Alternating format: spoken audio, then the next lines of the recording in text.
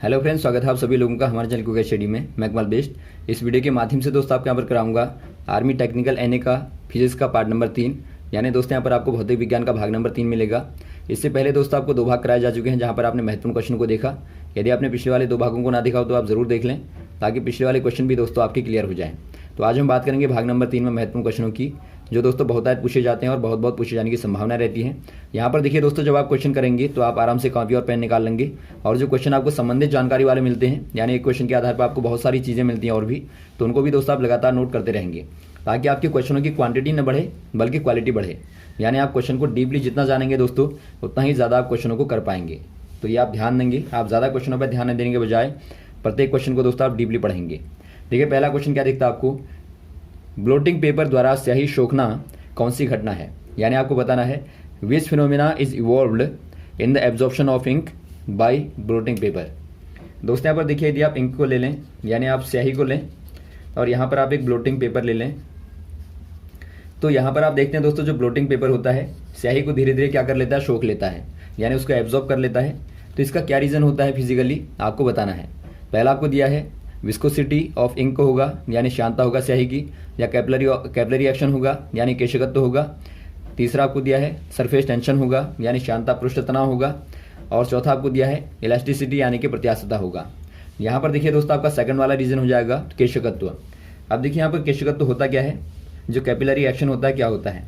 आपने दोस्तों बहुत ही सिंपल एग्जाम्पल देखें, आपने दिए को देखा होगा, दिए में यहाँ पर आप तेल डालते हैं, लेकिन यहाँ पर आपको दिया जलता हुआ दिखाई देता है। तो इसका क्या रीज़न होता है दोस्तों, इसका रीज़न होता है कि यहाँ पे जो छोटी छोटी आप बाती में देखते हैं, छोटी छोटी जो आपकी कैपिलरी होती हैं, यानी छोटी छोटी नलियाँ होती हैं दोस्तों, वहाँ से धीरे धीरे लिक्विड जो होता है, द्रव जो होता है दोस्तों, ऊपर की ओर चढ़ता हुआ यहाँ तक पहुँच जाता है, और यहाँ पर पहुँचने के बाद में आराम से जलता रहता है। तो यही रीज़न बिल्कुल यहाँ भी होता है। लगातार यहाँ जो पेपर में छोटी छोटी केशिकाएँ होती हैं, वहाँ से दोस्तों जो स्याही होती है लगातार ऊपर की ओर चढ़ती रहती है, और यहाँ पर धीरे धीरे एब्जॉर्प्शन होता रहता है। और यही रीज़न आप देखेंगे, जो पेड़ पौधे भोजन बनाते हैं, यदि आप पेड़ पौधों को देखें तो यहाँ पर देखिए दोस्तों, पेड़ पौधे जड़ों के द्वारा क्या लेते हैं, खनिज लवणों को लेते हैं, यानी पानी को लेते हैं दोस्तों, वाटर को लेते हैं, और साथ में बहुत सारे यहाँ पर खनिज लवण होते हैं। अब यहाँ से दोस्तों इनको कहाँ पहुँचाना पड़ता है, इसको सारे पौधे के अलग अलग भागों में पहुँचाना पड़ता है। तो यहाँ से लेके ऊपर की ओर जाने की जो प्रक्रिया होती है, वहाँ भी दोस्तों आपका केशिकत्व के द्वारा ही होती है। यानी यहाँ भी छोटी छोटी क्या होते हैं, फाइबर होते हैं। फाइबर में क्या होता है दोस्तों, एक प्रकार से कैपिलरीज होती हैं, केशिकाएँ होती हैं, केशनलियाँ होती हैं। तो केशनलियों के द्वारा ही धीरे धीरे यहाँ से भोजन या फिर आपके जो पानी होता है ऊपर की ओर दोस्तों पहुँचता है। तो यहाँ पर जो आपका रीजन हो जाएगा केशिकत्व हो जाएगा ऑप्शन नंबर बी वाला। अगला क्वेश्चन देखिए दोस्तों, किसी वस्तु को एक स्लोपिंग रोड पर घुमाना अथवा ऊर्ध्वाधर उठाना, दोनों में से कौन आसान होगा। यानी आपको पूछा गया है what is the more convenient rolling of stone on a sloping road than to lift it vertical upward. दोस्तों यहाँ पर देखिए, आपके पास में 2 कंडीशन है। माना आपको h हाइट पे किसी वस्तु को पहुंचाना है, यानी किसी ऑब्जेक्ट को आपको पहुंचाना है h हाइट पे। पहली कंडीशन आप लेते हैं दोस्तों, एक स्लोप रोड ले लेते हैं, यानी यहाँ पर आप एक ढलान वाली रोड को लेते हैं, और यहाँ से दोस्तों आप रोलिंग करके यानी कि घुमा के यहाँ पर वस्तु को यहाँ तक पहुँचा देते हैं। और सेकंड वाली कंडीशन है कि आप यहाँ से लिफ्ट करते हैं, यानी उठाते हैं, और यहाँ पर दोस्तों आप ऑब्जेक्ट को यानी कि वस्तु को पहुँचा देते हैं। अब देखिए यहाँ पर दोनों में कौन सा वाला ज़्यादा कन्वीनियंट होगा, यानी कौन सा वाला ज़्यादा आसान होगा, ये आपको बताना है। एक प्रकार से आपको बताना है कि कहाँ पर आपको कम कार्य करना पड़ेगा। तो यहाँ पर यदि आप देखें दोस्तों, पहले वाली कंडीशन में देखें तो यहाँ कम फोर्स आपको लगाना पड़ेगा, यानी फोर्स से कम लगेगा, यानी बल दोस्तों यहाँ पर कम लगेगा। तो यहाँ वर्क भी जो होगा दोस्तों क्या होगा, वो वर्क बराबर क्या होता है दोस्तों, फोर्स इंटू डिस्प्लेसमेंट होता है, यानी कार्य बराबर बल गुणा विस्थापन होता है। तो यहाँ दोस्तों यदि बल कम होगा तो यहाँ कार्य भी कम ही होगा। और यहाँ पर आप देखते हैं ज़्यादा फोर्स लगेगा दोस्तों, यानी जो आपका फोर्स होगा एफ डैश जो होगा वो ज़्यादा होगा यहाँ की तुलना में, और यहाँ दोस्तों आपको ज़्यादा कार्य करना पड़ेगा, यानी यहाँ पर का दोस्तों आपका जो कार्य होगा यहाँ की तुलना में ज़्यादा होगा। तो इसीलिए आप कह देंगे दोस्तों, पहली वाली कंडीशन वाला ज़्यादा कन्वीनियंट होगा सेकंड वाली कंडीशन के मुकाबले। तो ऑप्शन नंबर देखिए आपको बी वाला दिखता है, the work done in rolling stone is less then in lifting it. तो ऑप्शन नंबर आप बी वाले में टिक कर देंगे। अगला क्वेश्चन देखिए दोस्तों, तारे हमें पूर्व से पश्चिम की ओर घूमते हुए क्यों दिखाई देते हैं। यानी आपको बताना है why the stars appears to move from east to west. दोस्तों यहाँ पर देखिए, आपने देखा होगा तारों को, यदि आप अर्थ पे हैं तो आपको तारे दोस्तों पूर्व से लेके पश्चिम की ओर, यानी कि पूर्व से लेके पश्चिम की ओर, या फिर आप कहें ईस्ट टू वेस्ट आपको दोस्तों दिखाई देते हैं। तो इसका क्या रीज़न होता है आपको बताना है। आपको मालूम होगा दोस्तों, जो हमारी अर्थ होती है 2 प्रकार के मोशन करती है। पहला मोशन आपका होता है रोटेशन और दूसरा आपका होता है रिवॉल्यूशन। यानी कि आप कहेंगे पहला घूर्णन होता है दोस्तों, दूसरा क्या होता है, दूसरा होता है परिक्रमण। तो यहाँ पर दोस्तों यदि आप पृथ्वी की गति को देखें तो आप जानते हैं जो पृथ्वी होती है दोस्तों पश्चिम से लेके दोस्तों पूर्व की ओर गति करती है, या फिर आप कहें वेस्ट से लेके दोस्तों ईस्ट की ओर गति करती है। तो यही रीज़न होता है, यदि आप यहाँ पर खड़े होकर देखते हैं दोस्तों, तारे अपनी जगह पर स्थिर होते हैं, तारे गति नहीं करते हैं, जबकि पृथ्वी की गति के कारण दोस्तों आपको तारे चलते हुए दिखाई देते हैं। आप एग्जाम्पल के तौर पर देख सकते हैं, यदि आप किसी वाहन पर बैठे रहें तो वाहन से यदि आप बाहर को झांकते हैं दोस्तों तो आपको पेड़ पौधे चलते हुए दिखाई देते हैं, और वो कहाँ की ओर चलते हुए दिखाई देते हैं, गाड़ी की दिशा के विपरीत दिशा में। यानी यदि आपकी गाड़ी आगे को चलती है तो इसकी विपरीत दिशा में दोस्तों, यानी कि पीछे की ओर आपको पेड़ पौधे चलते हुए दिखाई देते हैं। तो यही रीज़न दोस्तों यहाँ पर होता है, यदि पृथ्वी वेस्ट से लेके ईस्ट की ओर घूमती है दोस्तों तो आपको ईस्ट से लेके वेस्ट की ओर दोस्तों तारे चलते हुए दिखाई देते हैं। ऑप्शन नंबर देखिए आपका सेकंड वाला दिया है, because the earth rotate from west to east, यानी पृथ्वी पश्चिम से पूर्व की ओर घूमती है, और यही रीज़न आपका होता है। तो ऑप्शन नंबर आप ये वाले में टिक कर देंगे। अगला क्वेश्चन देखिए दोस्तों, निम्न में कौन एक समान वृत्तीय गति में बदलेगा, यानी आपको बताना है which keep changing for a body in uniform circular motion. यदि आप सर्कुलर मोशन की बात करें दोस्तों, यानी बॉडी मान लीजिए आपका यहाँ पर आर रेडियस है और लगातार घूम रही है, तो यहाँ पर आप क्या देखते हैं, क्या चेंज होता है दोस्तों, आप देखते हैं लगातार डायरेक्शन चेंज होती रहती है। और यदि आपका डायरेक्शन चेंज होगी दोस्तों तो इससे क्या होगा, जो डिस्प्लेसमेंट होता है लगातार चेंज होगा। यानी जो आपका डिस्प्लेसमेंट होता है, डिस्प्लेसमेंट या फिर आपका विस्थापन जो होगा दोस्तों, विस्थापन लगातार चेंज होता रहेगा, क्योंकि आप जानते हैं विस्थापन जो होता है एक प्रकार से वेक्टर क्वांटिटी होती है, यानी सदिश राशि होती है, और ये दिशा पर डिपेंड करती है। माना यहाँ से लेके दोस्तों वस्तु यहाँ पर जाती है तो विस्थापन क्या होगा, ये वाला हो जाएगा, ए बी वाली आपकी लेंथ हो जाएगी। यदि यहाँ पर पहुँचती है तो आपका ये वाला हो जाएगा, यहाँ पर पहुँचती है तो ये वाला हो जाएगा। तो लगातार आप देखते हैं दोस्तों विस्थापन लगातार बदलता रहता है, और विस्थापन के बदलने से दोस्तों क्या होगा, लगातार वेलोसिटी बदलती रहेगी।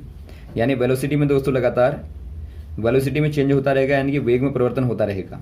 क्यों होगा, क्योंकि आप जानते हैं वेलोसिटी बराबर क्या होता है दोस्तों, वेलोसिटी बराबर होता है डिस्प्लेसमेंट अपॉन टाइम, यानी कि विस्थापन बट्टा समय होता है वेग बराबर। तो विस्थापन अगर बदलेगा तो जाहिर तौर पर दोस्तों वेलोसिटी भी लगातार बदलती रहेगी।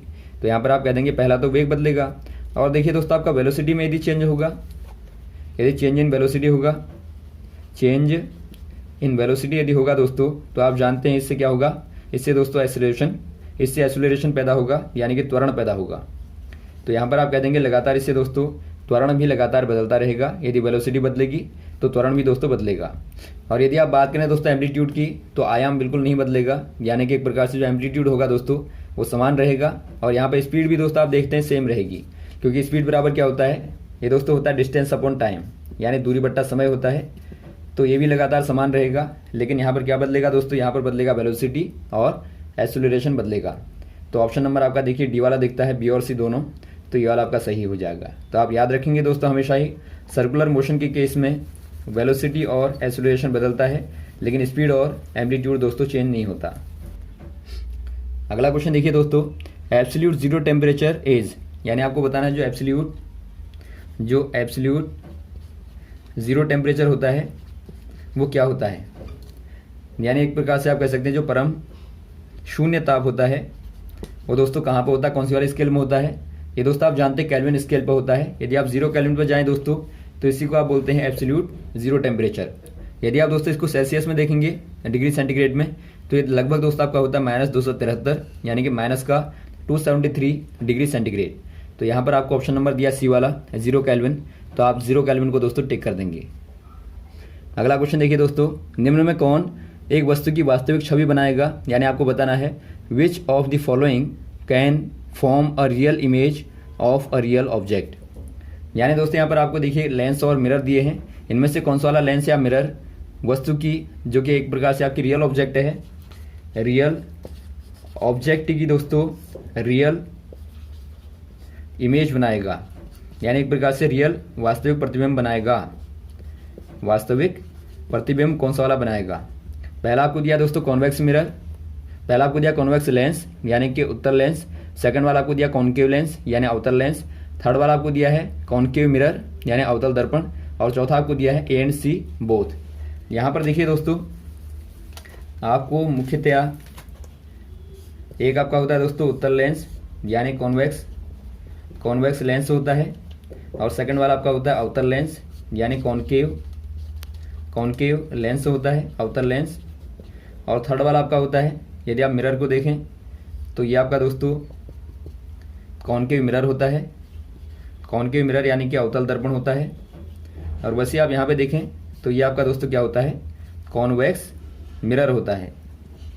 और एक आपका होता है दोस्तों सिंपल मिरर यानी समतल दर्पण आप कहते हैं, प्लेन मिरर कहते हैं आप, प्लेन मिरर होता है।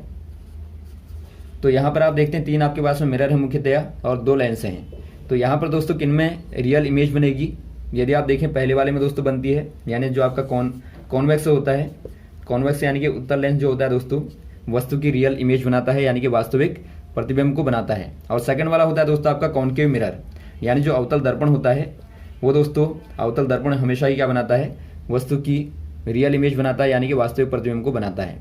और इनके अलावा यदि आप बात करें दोस्तों कॉनकेव लेंस की, या फिर आप बात करें प्लेन मिरर की, या बात करें आप कॉन्वेक्स मिरर की, तो यहाँ पर दोस्तों क्या बनाती हैं, ये दोस्तों वर्चुअल बनाती हैं यानी कि एक प्रकार से आभासी बनाती हैं।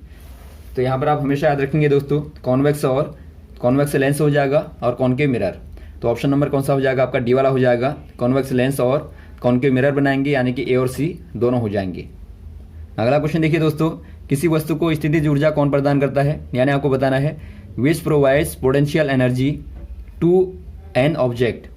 दोस्तों यहाँ पर देखिए कोई वस्तु है, उसके पास में जो पोटेंशियल एनर्जी होती है, पोटेंशियल एनर्जी यानी कि स्थितिज ऊर्जा। यहाँ पर देखिए दोस्तों आपको नाम से ही पता लग रहा होगा, स्थितिज ऊर्जा कहने का मतलब होता है जो वस्तु की स्थिति के कारण ऊर्जा होती है, उसी को दोस्तों आप क्या कहते हैं, उसी को दोस्तों आप पोटेंशियल एनर्जी कहते हैं यानी कि स्थितिज ऊर्जा कहते हैं। यानी आप कह देंगे potential energy due to object position, यानी इसकी अवस्था के कारण ही दोस्तों ये क्या होती है, इसमें स्थितिज ऊर्जा होती है। और ये पोजीशन कहाँ पे डिपेंड करती है दोस्तों, माना आपके पास में देखिए कोई ऑब्जेक्ट है, यदि आप अर्थ के सरफेस को ले लें, ये आपका अर्थ सरफेस है, और यहाँ से दोस्तों आप कोई वस्तु को यहाँ पर रख दें m द्रव्यमान की, और वस्तु को आप यहाँ पर रख दें m द्रव्यमान की, बिल्कुल आपकी सेम ऑब्जेक्ट है, पहले वाले केस में आप यहाँ पर रख दें और सेकंड वाले केस में आप यहाँ पर रख दें, तो दोनों में से दोस्तों कौन ज़्यादा भारी होगा, आप देखेंगे ये वाला ज़्यादा भारी होगा इसके मुकाबले, क्योंकि यहाँ पर आप देखते हैं दोस्तों जो आपका mg का मान होगा यहाँ की तुलना में दोस्तों ज़्यादा होगा, क्योंकि आप जानते हैं दोस्तों यदि आप अर्थ से ऊपर को जाएंगे तो जी का मान लगातार क्या होता है, लगातार डिक्रीज होता रहता है। तो यहाँ तक जाने में दोस्तों यहाँ की तुलना में कम हो जाएगा, यानी आप कहेंगे यहाँ पर ज़्यादा आपको कार्य करना पड़ेगा वस्तु को उठाने में, और यहाँ पर दोस्तों कम कार्य करना पड़ेगा वस्तु को उठाने में, यानी यहाँ पर ज़्यादा पोटेंशियल एनर्जी होगी और यहाँ पर दोस्तों कम पोटेंशियल एनर्जी होगी। यानी आपने क्या देखा दोस्तों, यदि आप h हाइट पर जाते हैं तो पोटेंशियल एनर्जी का मान कम हो जाता है यदि आप सरफेस पर रहते हैं उसके मुकाबले। यानी कि यहाँ पर क्या देखते हैं दोस्तों आप, जो पोटेंशियल एनर्जी होती है मेनली किस पर डिपेंड करती है, मास पे और हाइट पे। तो यहाँ पर आप कर देंगे P बराबर जो होता है दोस्तों ये आपका होता है mgh, यानी कि m मतलब मास हो गया दोस्तों, h मतलब हाइट हो गई और g मतलब ग्रेविटी हो गई। तो ये मेनली इन पर डिपेंड करती है, ना कि शेप या फिर साइज पे। तो यहाँ पर देखिए दोस्तों आपको क्या क्या दिया है, इट्स मोमेंटम यानी कि संवेग पे, इट्स पोजीशन यानी कि इसकी अवस्था पे, इट्स एक्सेलरेशन यानी कि इसकी त्वरण पे, इट्स शेप यानी इसके आकार पे। तो यहाँ पर आप टिक कर देंगे इट्स पोजीशन यानी कि इसकी अवस्था पे। तो ऑप्शन नंबर बी आपका सही हो जाएगा। अगला क्वेश्चन देखिए दोस्तों, which among the following situation work done is zero, यानी आपको बताना है निम्न में से कौन सी वाली कंडीशन है जहां पर वर्क डन जीरो होगा। अब यहाँ पर देखिए दोस्तों वर्क डन जीरो होने की कंडीशनें क्या होती हैं, यदि आप फिजिकली देखें यानी कि हमारे फिजिक्स के अकॉर्डिंग देखें, फिजिकली दोस्तों जो वर्क डन जीरो होता है 2 केसों में होता है। पहला केस आपका होता है, आपको वर्क डन बराबर पहले मालूम होना चाहिए, देखिए पहले आप वर्क को देख लेंगे, वर्क यानी W बराबर होता है दोस्तों फोर्स इंटू डिस्प्लेसमेंट होता है, और इंटू आप कॉस ऑफ थीटा कर देते हैं। यहाँ पर थीटा क्या है दोस्तों, यदि आप देखें माना आपके पास में कोई ऑब्जेक्ट है और यहाँ से दोस्तों आप यहाँ को बल लगाते हैं यानी F फोर्स लगाते हैं, और यहाँ को दोस्तों डिस्प्लेसमेंट होता है यानी D आपका होता है इस वाली डायरेक्शन में। तो यहाँ पर जो बीच का एंगल होता है फोर्स की डायरेक्शन और डिस्प्लेसमेंट की डायरेक्शन के बीच का जो एंगल होता है दोस्तों उसी को आप थीटा बोलते हैं। यानी यहाँ पर आप देखते हैं जो आपका वर्क होगा वो आपका दोस्तों फोर्स इंटू डिस्प्लेसमेंट और कॉस ऑफ थीटा। तो यहाँ पर देखिए दोस्तों पहली वाली कंडीशन क्या है, पहली कंडीशन तो ये होती है दोस्तों यदि आपका थीटा बराबर 90 हो जाए, तो आप जानते हैं कॉस ऑफ थीटा बराबर क्या हो जाएगा, cos 90 बराबर 0 हो जाएगा, और cos 90 0 होगा दोस्तों तो W बराबर क्या हो जाएगा, एफ डी कॉस ऑफ 90, यानी कि ये आपका दोस्तों जीरो हो जाएगा, यानी वर्क डन आपका जीरो हो जाएगा। कौन से वाले केस में? यदि आपका दोस्तों फोर्स अप्लाई होता है बिल्कुल डिस्प्लेसमेंट के परपेंडिकुलर, यानी यहाँ पर फोर्स में और डिस्प्लेसमेंट में दोस्तों कितना एंगल होना चाहिए बीच में? ये दोस्तों आपका 90 डिग्री का होना चाहिए। तो पहली कंडीशन है, यहाँ पर वर्क डन आपका जीरो हो जाएगा। और सेकंड कंडीशन क्या होती है दोस्तों? माना कोई आपके पास में कोई बहुत बड़ी वस्तु है, माना आप यहाँ पे ले लीजिए, हिल को ले लीजिए, पहाड़ को ले लीजिए, या फिर दोस्तों आप किसी पेड़ को ले लें, ट्री को, या फिर आप कोई वॉल को ले लें, दीवार को ले लें। तो यहाँ पर आप क्या देखते हैं दोस्तों? यदि आप फोर्स अप्लाई करेंगे यहाँ पे, तो आप देखते हैं दीवार हिल नहीं पाती है। या आप पहाड़ में धक्का देंगे तो पहाड़ तो अपनी जगह पे रहेगा, या पेड़ को धक्का देंगे तो पेड़ अपनी जगह पे रहेगा। तो यहाँ पर दोस्तों जो आपने बल लगाया उसके द्वारा कोई भी किसी भी प्रकार का डिस्प्लेसमेंट नहीं होता, और डिस्प्लेसमेंट नहीं होगा तो फिजिकली आप कहते हो कि आपका जो वर्क डन है वो आपका दोस्तों जीरो है, क्योंकि आपका डिस्प्लेसमेंट जीरो है तो वर्क भी दोस्तों आपका जीरो ही होगा। तो ये दो कंडीशन होती हैं। यहाँ पर दोस्तों वर्क डन क्या होता है? जीरो होता है। तो यहाँ पर देखिए कौन सी वाली कंडीशन आपको यहाँ पे दी है। पहली कंडीशन आपको दी है दोस्तों, brakes are applied to a moving vehicle. यदि आप दोस्तों ब्रेक लगाते हैं किसी घूमते हुए पहिए पर, व्हीकल पे, यहाँ पे पहिया घूम रहा है और यहाँ पे दोस्तों आप ब्रेक लगा दें, आप फॉर एग्जांपल आप साइकिल को ले लें, तो यहाँ पर दोस्तों क्या होता है? ब्रेक पीछे की ओर लगते हैं और व्हीकल आगे की ओर घूमता है, यानी यहाँ पे दोस्तों कार्य हो रहा है। ये आपका नेगेटिव कार्य है, नेगेटिव कार्य है चूँकि अपोजिट डायरेक्शन में है, लेकिन दोस्तों यहाँ पे क्या होगा? कार्य होगा। सेकंड कंडीशन देखिए, a ball is projected vertically upward, यानी आप एक गेंद को दोस्तों यानी बॉल को ऊपर की ओर फेंकते हैं, तो यहाँ भी देखते हैं दोस्तों आपका वर्क होगा, क्योंकि आप देखते हैं जो ग्रेविटी होती है, ग्रेविटी दोस्तों नीचे की ओर खींचेगी, यानी यहाँ भी दोस्तों एक प्रकार से माइनस का mg इंटू डिस्प्लेसमेंट वाला वर्क होगा, यानी कि यहाँ भी दोस्तों आपका एक प्रकार से नेगेटिव वर्क होगा। और थर्ड कंडीशन आपको दी है दोस्तों, a body moves in a circular path, यानी कोई वस्तु सर्कुलर पाथ पे घूमती है। ये कंडीशन थोड़ा सा आप ध्यानपूर्वक देखेंगे दोस्तों। यदि सर्कुलर पाथ पे कोई ऑब्जेक्ट घूमता है तो ये सेंटर से कितना एंगल बनाता है दोस्तों? हमेशा ही ये आपका 90 डिग्री का एंगल बनाता है। आप कोई पोजीशन ले लें, यहाँ पे ले लें या फिर यहाँ पे ले लें, ये सारे दोस्तों क्या बनाते हैं?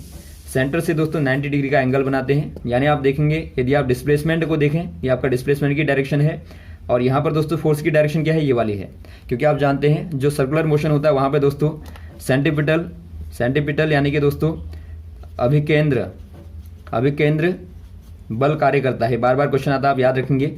जो केंद्र पर लगने वाला बल होता है दोस्तों सर्कुलर मोशन में, केंद्र की ओर लगने वाला बल होता है वो आपका सेंटीपिटल फोर्स होता है, और जो बाहर की ओर लगता है केंद्र से वो आपका सेंट्रीफ्यूगल फोर्स होता है। सेंट्रीफ्यूगल होता है यानी कि अपकेंद्र होता है, दोनों में अंतर है। अपकेंद्र बल होता है जो बाहर की ओर लगेगा, अंदर की ओर लगने वाला दोस्तों आपका सेंट्रीपिटल फोर्स होगा। फॉर एग्जाम्पल आप देखते हैं सारे प्लेनेट जो होते हैं, सैटेलाइट जो होते हैं दोस्तों, वो इसी फोर्स के कारण घूमते हैं। या फिर आप देखें इलेक्ट्रॉन को देखें दोस्तों चारों ओर नाभिक के, तो वहाँ भी आपका सेंट्रीपिटल फोर्स ही लगता है।